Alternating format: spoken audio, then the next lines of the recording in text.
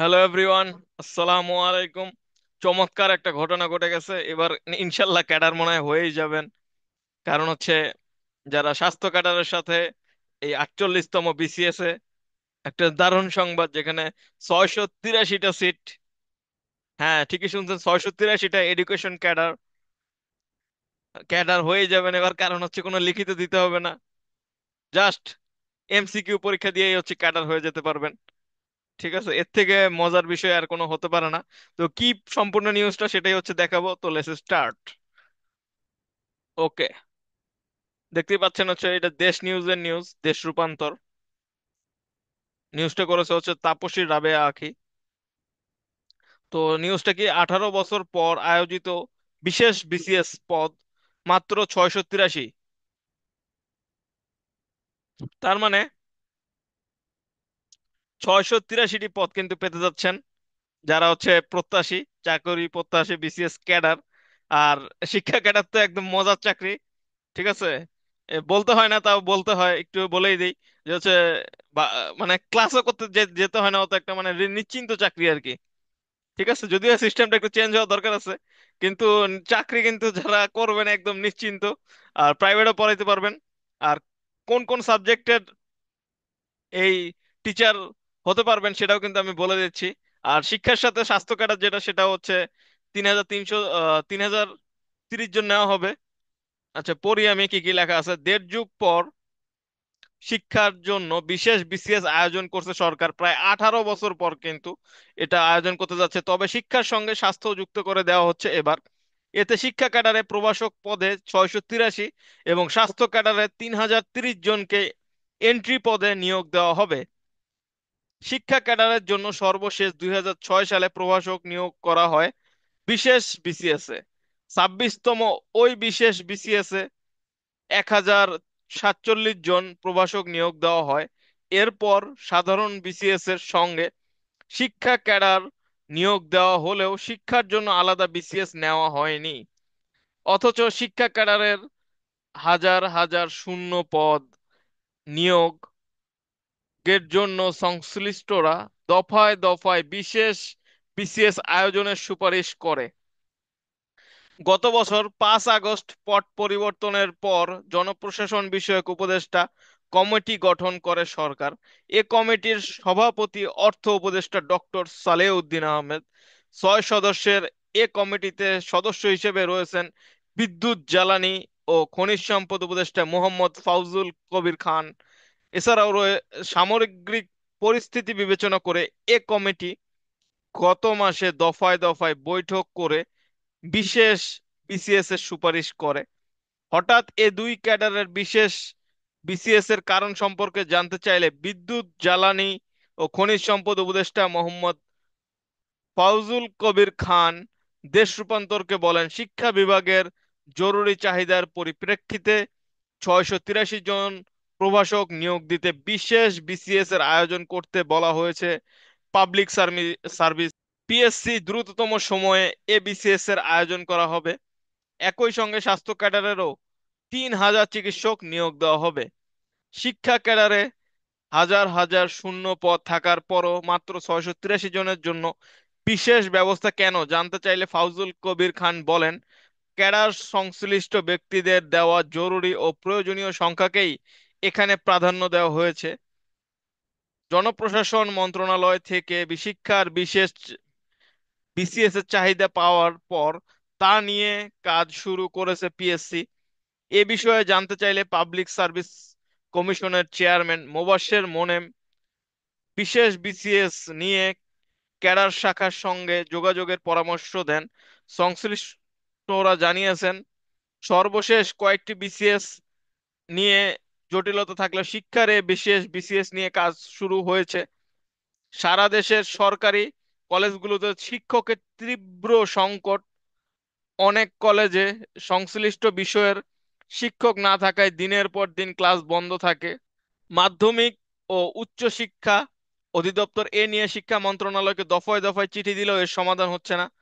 প্রতিটি সাধারণ বিসিএস এ যেসব ক্যাডারে প্রতিটি সাধারণ বিসিএস এ যেসব ক্যাডারে বেশি নিয়োগ হয় তাদের মধ্যে শিক্ষা অন্যতম। তারপরও শিক্ষকের সংকট কোনোভাবেই সামাল দেওয়া যাচ্ছে না। রাজধানী ঢাকা আর বিভাগীয় শহরের বড় বড় প্রতিষ্ঠান ছাড়া সব কলেজই রয়েছে কিসের সংকট? শিক্ষক সংকট। মাধ্যমিক ও উচ্চ মাধ্যমিক অধিদপ্তরের মাওসী কর্মকর্তারা জানিয়েছেন, সরকারি কলেজে গড়ে 25% শিক্ষক নেই। বিজ্ঞান ও বাণিজ্য বিভাগে শিক্ষক সংকটে ক্লাস নেওয়াটাই কঠিন। ফলে পরীক্ষার আগে সিলেবাস শেষ করতে পারে না শিক্ষার্থীরা। শিক্ষক সংকটে ক্লাস না হয়, শিক্ষার্থীদের অনুপস্থিতিও বাড়ছে। ফলে শিক্ষার্থীদের শিক্ষা বহির্ভূত কর্মকাণ্ডে জড়িয়ে পড়ার আশঙ্কা বাড়ছে। এটা কিন্তু সত্য। গাইবান্ধা সরকারি কলেজের অধ্যাপক মোহাম্মদ খলিলুর রহমান দেশ রূপান্তরকে বলেন, গাইবান্ধা সরকারি কলেজে অধ্যাপক, সহকারী অধ্যাপক, সহযোগী অধ্যাপক, প্রভাষকের পদ আছে 81টি। ঠিক আছে, এর মধ্যে 25 জনের পদই শূন্য। চিন্তা করো। দীর্ঘদিন ধরে এসব পূরণের জন্য তাগাদা দেওয়া হলেও কাজ কিছুই হচ্ছে না। বাংলা ইংরেজি বিভাগে 2টি করে পদ শূন্য হয়ে রয়েছে। অর্থনীতি, রাষ্ট্রবিজ্ঞান, ইসলামের ইতিহাস ও হিসাব বিজ্ঞান বিভাগের বিভাগীয় প্রধানই নেই।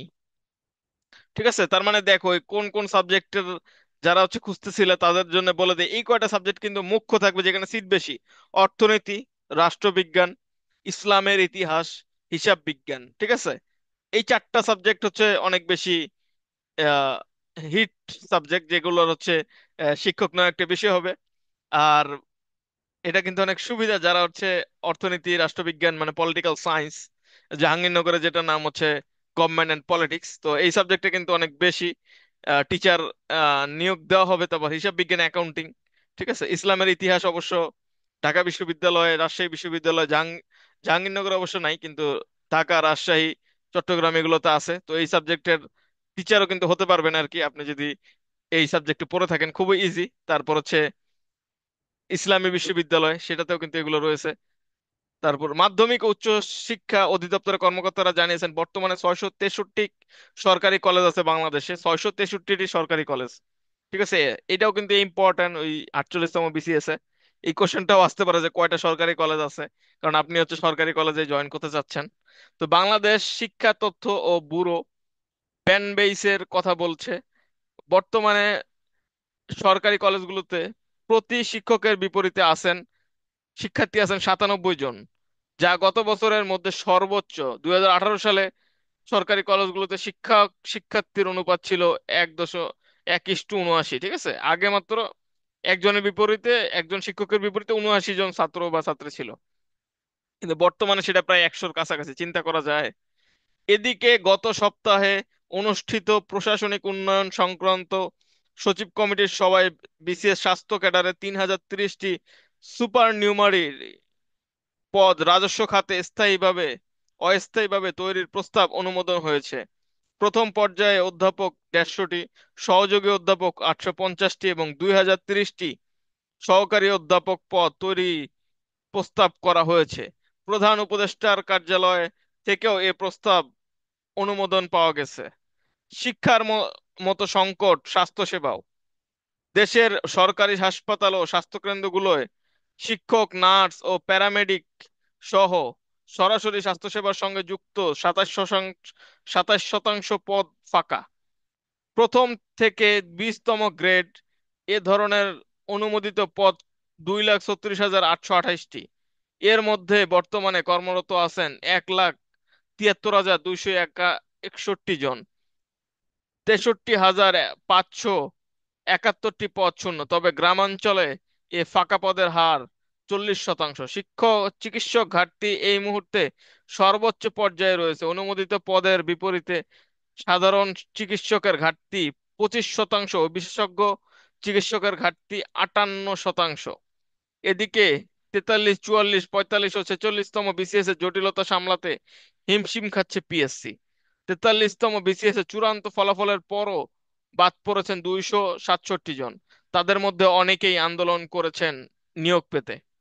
44তম বিসিএস এর মৌখিক পরীক্ষা দিন রয়েছে। এক ধাপের পরীক্ষা শেষ, দ্বিতীয় ধাপে শুরু হবে 20 মে আর শেষ হবে আগামী 24 জুন। 45তম বিসিএস এর লিখিত পরীক্ষার ফল সামনেই মাসেই প্রকাশিত করা হবে বলে জানিয়েছে পিএসসি। ছেচল্লিশতম বিসিএস এর লিখিত পরীক্ষা চলছে। 8 মে শুরু হওয়া, এ পরীক্ষা শেষ হবে 19 মে। 47তম যারা দিতে যাচ্ছেন তারা জানেন তাদের পরীক্ষা কবে, 8 আগস্ট।